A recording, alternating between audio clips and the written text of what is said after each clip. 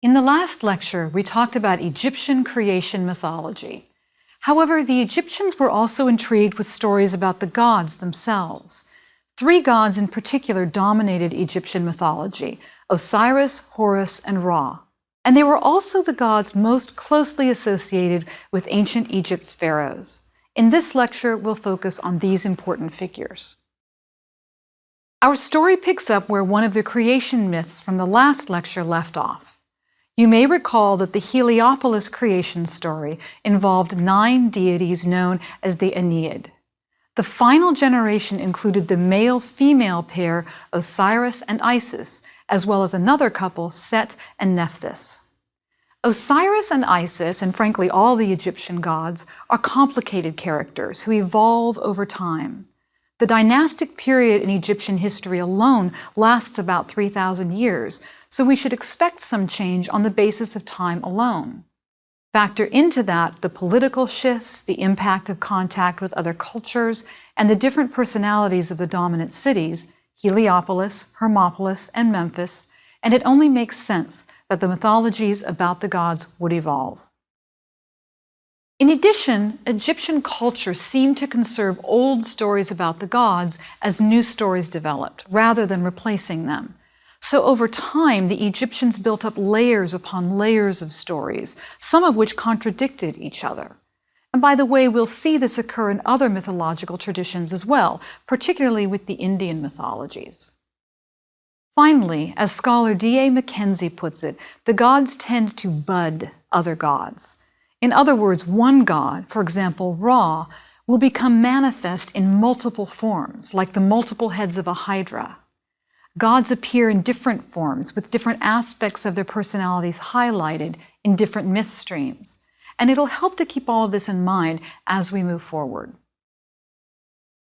According to the mythology, Osiris was the great-grandson of Ra, the son of Geb and Nut, who were created by Ra out of the original primordial waters. Osiris succeeded on the throne as king of Egypt when Ra receded from the earth, and he was very active in human affairs. According to the mythology, he ruled justly, setting laws in place that led to a peaceful society. He also taught the Egyptians agricultural techniques so they could produce plentiful harvests. He was the model of a good king. Now, Osiris's consort or sexual partner was Isis, his sister. This sounds strange to our ears, but in Egyptian mythology, this is no big deal. Isis was also a goddess, but like Ra, their great-grandfather, and Osiris, she willingly lived as a mortal for a time on the earth, as Osiris's queen. There's not a lot of mythology about Osiris until he was attacked by his brother Set. In one well-known myth recorded by Plutarch, Osiris hosted a banquet and his brother Set attended. Set brought a beautiful, masterfully crafted chest with him and promised it as a gift to anyone whose body fit its interior dimensions perfectly to the exact measurements. Every man at the banquet tried and failed, and then Osiris stepped up. Now Set had crafted the chest so that it would fit Osiris perfectly because he had ulterior motives. When Osiris stepped into the chest, Set and his evil companion slammed the chest closed and whisked Osiris away before Osiris's men could stop them. Set and his men threw the chest into the Nile River and sent Osiris down the Nile into the ocean. Set took over as king, and Isis was cast aside. Immediately, Isis set out to find her lost, dead husband. According to one version of the story, Osiris's coffin chest was eventually salvaged by a trading ship and brought to Egypt. Set found out about this. He knew that Isis was trying to find Osiris's body, so Set tracked down Osiris's coffin chest first. He removed Osiris's body and he cut Osiris's corpse into many parts, scattering those parts throughout Egypt so that they would never be found. However, Isis was so devoted that she managed to find and gather all the parts of Osiris's dismembered body, except for one part, his penis.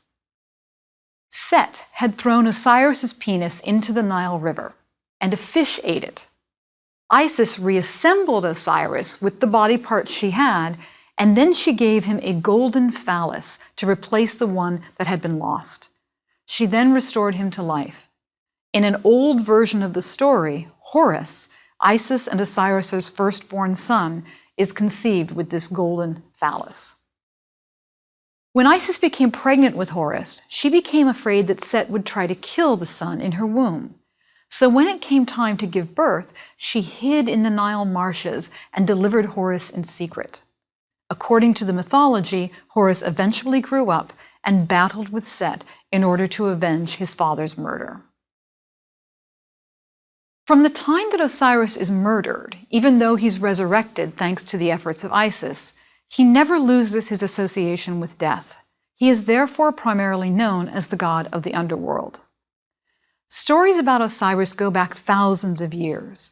In some of the oldest texts, he's known as the foremost of the Westerners. This title dates back to at least the first dynasty, about 3100 BCE, and it refers to Osiris's role as ruler of the land of the dead. Now, the dead were associated with the West, where the sun set each day, so it seemed natural to make the god of the dead, the lord of those in the Western region. Osiris is also known as Wen-Nefer, which means the one who continues in perfection, referring to his life and power after death. He's a renewal and a resurrection god. Osiris is also referenced in the pyramid texts, dating back to the 24th century BCE. For example, one incantation for the preservation of a pyramid or a tomb declares, "As the name of Osiris and Abydos endures, so may the name of so-and-so endure, so may this pyramid of so-and-so endure. As the name of Osiris, as first of the Westerners endures, so may the name of so-and-so endure, so may this pyramid of so-and-so endure, so may this his temple endure likewise forever and ever." Now, Abydos was the site of a necropolis for the earliest Egyptian royalty, and later it became a pilgrimage center for the worship of Osiris. Literature referring to Osiris continues to be produced for several centuries into the late period, beginning about 712 BCE.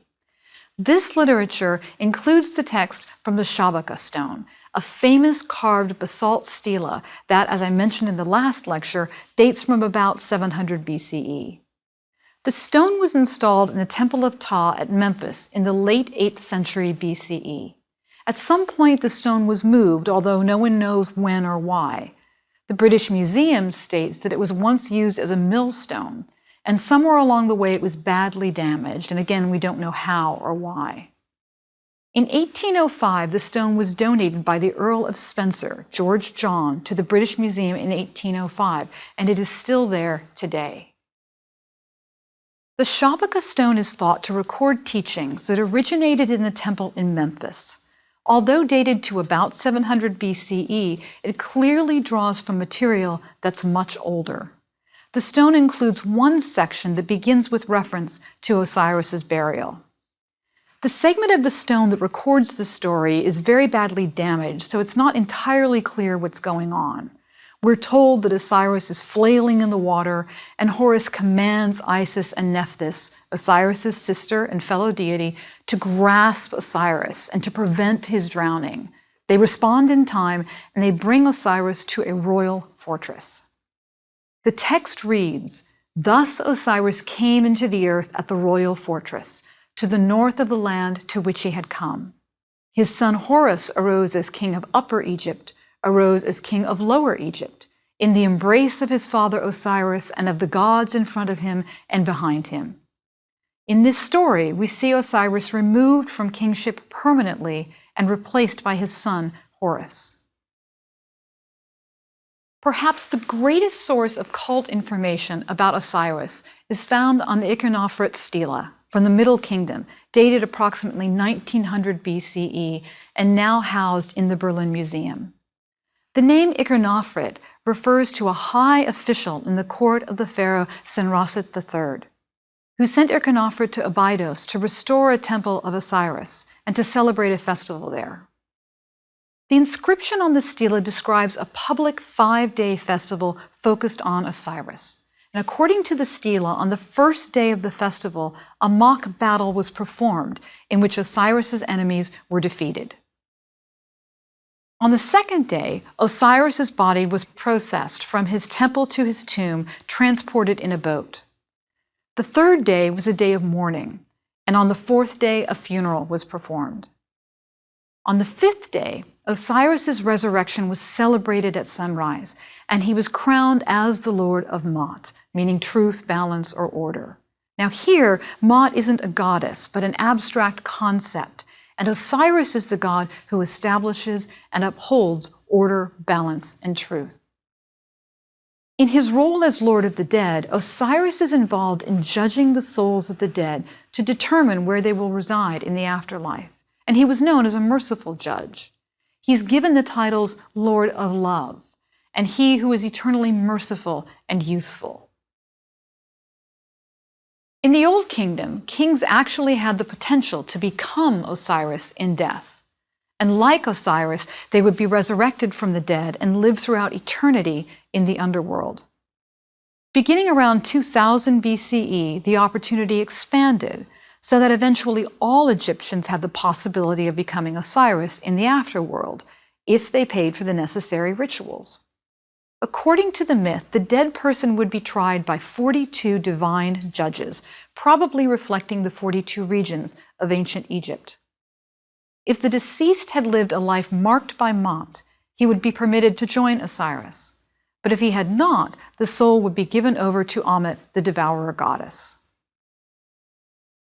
Eventually, Osiris became associated more broadly with the death and resurrection of nature overall. He was seen as governing the annual cycles, in which vegetation appeared to die and then to be reborn in the following season. As a result, he's sometimes known as the corn god. Similarly, he became associated with the annual recession and flooding of the Nile itself, the source of all agricultural life.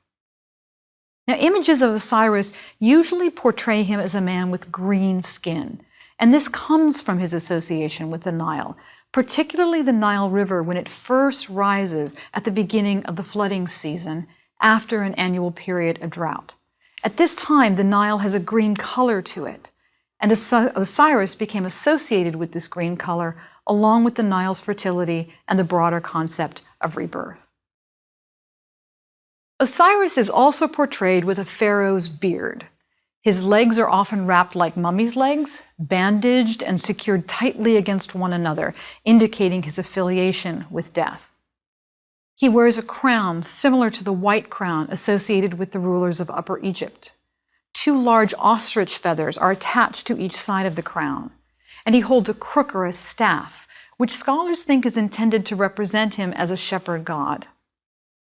Finally, he also carries a flail, which may symbolize fertility in the land, and he's often wearing a crown with feathers.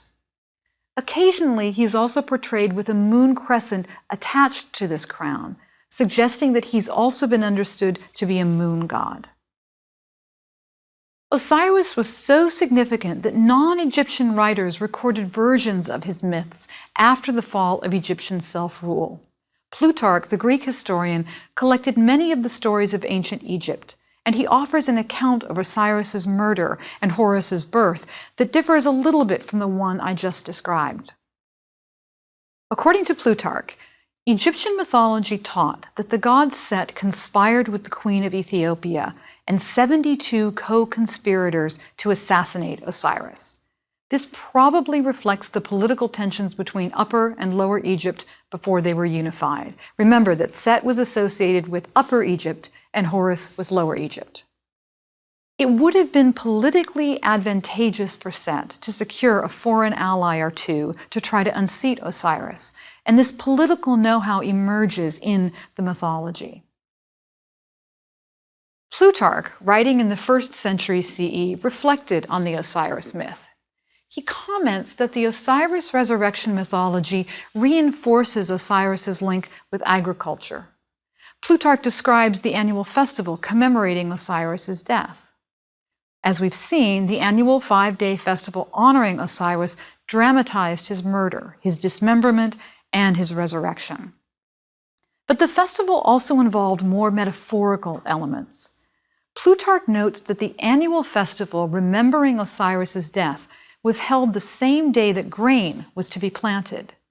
Osiris's death mimicked the burial of the grain in the ground, and his resurrection was played out in the sprouting of the new grain. The Osiris festival depicted this with the construction of Osiris beds, wooden planters shaped like Osiris on his back. The planters were filled with soil and planted with seeds. The sprouting of the seeds became a visual representation of Osiris's resurrection and the promise of the annual renewal of the seasons. One 1st century BCE Greek writer gives us another version of the Osiris myth. He describes Osiris as an ancient Egyptian king who was murdered by his brother Typhon. Typhon, who is associated with Set in ancient Egyptian thought, cuts Osiris's body into 26 pieces, and he gives them to his accomplices in order to implicate them in Osiris's murder. Isis and Heracles, who is associated with Horus, avenge Osiris's death together. They collect Osiris's body parts, and then they bury Osiris. Then they establish various centers of worship in his honor. As you can see, there's a rich and intriguing body of mythology attached to Osiris. He's a beloved figure in ancient Egyptian mythology, portrayed as the prototype of a good king. More importantly, he's a sympathetic victim, betrayed and murdered by a close family member, rescued by his sister consort, and avenged by his son. Yet at the end of the day, he's cast into the underworld, where he remains to judge the dead. There's a distinctive kind of intimacy that you feel with Osiris. I find myself wanting to console him for all the suffering he endures, while at the same time wanting to make sure I don't actually run into him too soon in the realm of the dead. And it's clear that the ancient Egyptians had a similar empathetic yet reserved relationship with him as well. We turn now to Horus. In some ways, Horus is more complicated than Osiris because he takes on different forms. I can't describe all of Horus's forms today, but we'll highlight a few to get a feel for his role in ancient Egyptian mythology and worship. The earliest form of Horus is the patron god of Nekhen, the pre-dynastic royal residence of the kings of Upper Egypt. In this form, he's the first national god that we know of. In these earliest myths, he's the brother of Isis, Osiris, Set, and Nephthys. Over time, this changes and he becomes known as Isis's son. Horus is also known as the sky god. In this form, he's associated with the sun and the moon. The sun was his right eye and the moon his left eye. According to the myth, when Horus battled Set, his left eye was gouged out, and a new eye was created from part of the moon god, but it never shone quite as brightly as his right eye. Horus is also known as Horus the Great, or Horus the Elder, when he's associated with war. This title refers to his triumph over Set. According to the mythology, Horus and Set battled not just because Set murdered Horus's father, but also to determine who would control Egypt. Over time, Set became known not only as Osiris's jealous brother, but as the god of storms, disorder, violence, the desert, and foreigners, all the things that Egyptians feared most. He's the embodiment of danger, which explains why Horus and he have an ongoing antagonistic relationship right from the start.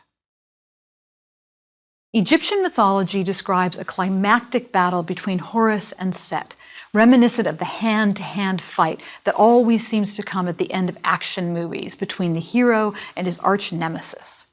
Horus and Set struggled with one another, but they were equally matched, so they fought on, neither one victorious, until the remaining gods became tired of the destruction they were causing. Their battle only ended because the gods decided to side with Horus, ultimately causing Set's defeat. Now think for a moment about the symbolism of this. The gods side with Horus, Osiris's son, and the god associated with the pharaoh's rule over Egypt, against the god representing disorder and foreigners. This is pretty convenient mythology for the pharaohs. In another role, as Horus the Elder, Horus is represented as a falcon, and the common hieroglyph for Horus is a falcon in profile. Now, sometimes Horus appears in the full form of a falcon, but at other times he has a human body, but a falcon head. As the falcon, Horus guides the sun and the moon across the sky. Or alternatively, the sun and the moon are actually his right and his left eye. Occasionally, Horus is depicted as a naked youth sitting on a lotus flower with his mother, actually holding his finger in his mouth. In this form, he's known as the good Horus, a good and obedient son. But Horus is not always obedient. In a minor myth, Horus becomes angry with his mother, Isis, and he actually cuts off her head. Isis replaces her head with a cow's head. And this brief story may explain why cow horns are often included as part of Isis's headdress. It's also an interesting parallel to the Hindu myth about the god Ganesh, who also loses his head and has it replaced with an animal head. We'll do more on that in an upcoming lecture. It may help us to understand the mythology around Horus if we remember that Egyptian mythology is intended to be understood symbolically, not literally. According to Egyptian thought, the gods lived in a realm that was beyond human understanding, and their actions were also unintelligible to humans. This was in part due to the fact that they had lived and acted in the mythic linear time period prior to our current age, which we discussed last lecture.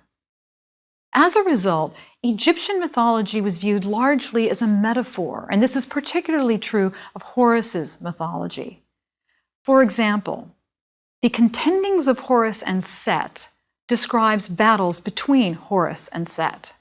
This text dates to the 20th dynasty, so roughly between 1190 and 1070 BCE. It's funny and it's lively, and it presents a stark contrast between Horus and Set.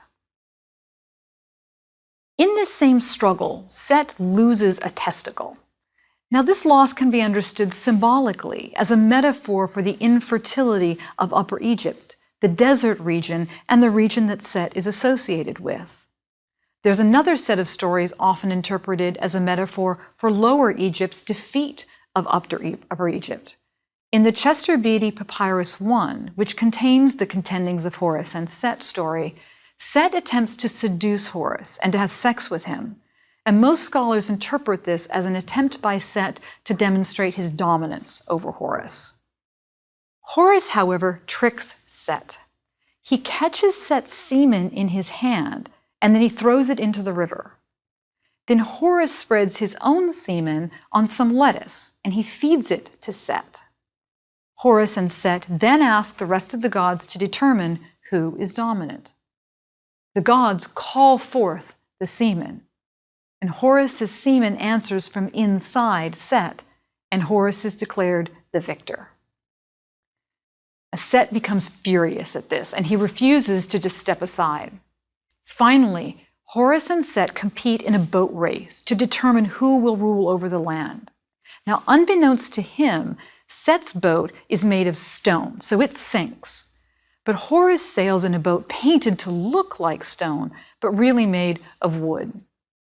Horus wins the race, and Set finally concedes, officially acknowledging Horus as the ruler over all Egypt.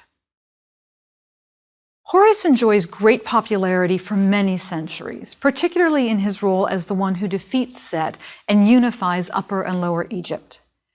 As time passes, however, Horus begins to take a backseat to another god. In the 5th dynasty, around 2400 BCE, Horus is supplanted by Ra, the sun god, who takes on increasing importance in Egyptian thought and mythology. The third major Egyptian god, the sun god Ra, appears in Old Egyptian mythology, and over time he evolves into a nationally recognized deity. Some scholars link his rise to the breakdown of national unity that occurs at the end of the Old Kingdom, around 2150 BCE. By the time of the 3rd dynasty, which inaugurates the Old Kingdom, The pharaohs themselves were viewed as embodiments of Ra. A little bit later, in the 5th dynasty, around 2400 BCE, we see Ra supplanting Horus as supreme deity. He becomes a state god, and the pharaohs describe themselves as sons of Ra. Ra's importance is indicated by the fact that he replaces other deities in Egyptian creation myths, particularly in Heliopolis, literally the city of the sun.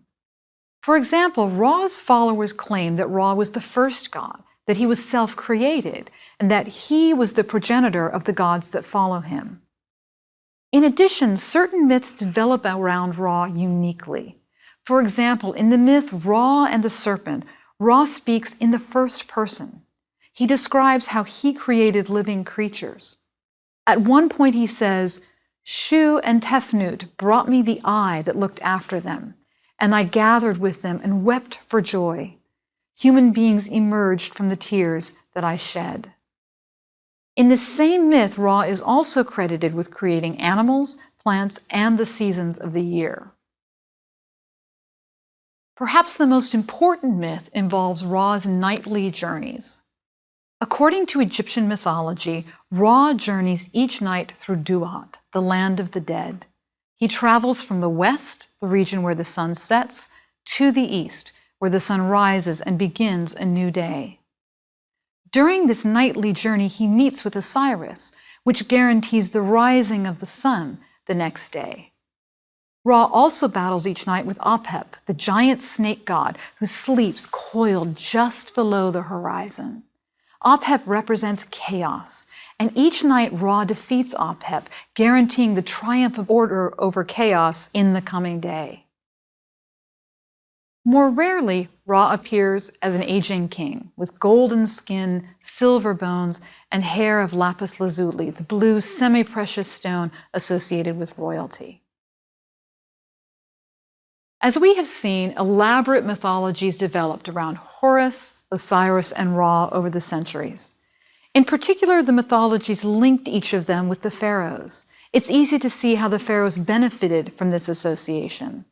But for the link between the pharaohs and the gods to persist for thousands of years, the Egyptian people as a whole had to buy into the idea that the pharaoh was a form of Horus, Osiris, or Ra. So what made this idea plausible to the everyday Egyptian? Well, fundamentally, the myths of Osiris, Horus, and Ra each spoke to basic concerns of everyday Egyptians. Osiris's mythology addresses the question of what happens after death. His stories are one part of a sophisticated answer to that question. Osiris's mythology points to a universe that rewards a moral life and punishes an unjust one. Similarly, Horus's mythology speaks to the historical development of Egypt as a unified kingdom. Because of Horus, Egyptians never forgot the pre-dynastic period, when Upper and Lower Egypt were at war with one another. Horus's mythology is a reminder of the kind of violence that can occur when kingdoms are divided, and it offers evidence that Egyptian culture took pride in its dedication to social and moral order. Finally, Ra's mythology celebrates the sun, order, and more broadly, the importance of the natural and agricultural cycles in Egyptian life. Everyone's prosperity depended on the seasonal flooding and recession of the Nile, and on the sun shining on the grain. Eventually, the pharaoh himself was conflated with the sun god Ra as the ultimate symbol of power. All three of these deities were linked to the Egyptian sense of their unique status in the world. Foreign enemies were all lumped together under the title Nine Bows, and they were seen as people who threatened orderly Egyptian life. The number 3 represented many or plurality, so 9, the multiple of 3 times 3, signified the many times the many. The bow represented all the weapons enemies threatened Egypt with. So thus the 9 bows meant the full complement of armies arrayed against Egypt. Egypt, in its own eyes, stood alone against these gathered world powers. What finally undermined the Egyptian mythologies of Horus, Osiris, and Ra? Egyptian civilization stood in the face of some of the greatest powers in the ancient Near East through the Hellenistic, Ptolemaic, and Roman periods, and the Egyptian god mythologies continued to flourish. However, when Christianity came to Egypt, it came with its own mythology of a single universal God. And by mythology here, I mean the body of stories through which the Christians interpreted the world, their foundational narratives linked largely to religious beliefs that set the terms for their engagement with other cultures. This mythology was absolutely crucial to the Christians, and it could not coexist with Egyptian polytheism. As a result, once Christians obtained political power within the Roman Empire in the 4th century CE, they forbade worship at pagan temples in Egypt, precisely because it contradicted Christian monotheism. Ra's cult died out quickly as Christianity spread. The cult of Osiris died more slowly. It was finally abolished in the 6th century. However, it's good for us to remember that Ra, Horus, and Osiris were important for many centuries in ancient Egypt, particularly because their legacies were taken up in mythologies surrounding Egyptian pharaohs. And we turn to those stories in our next lecture.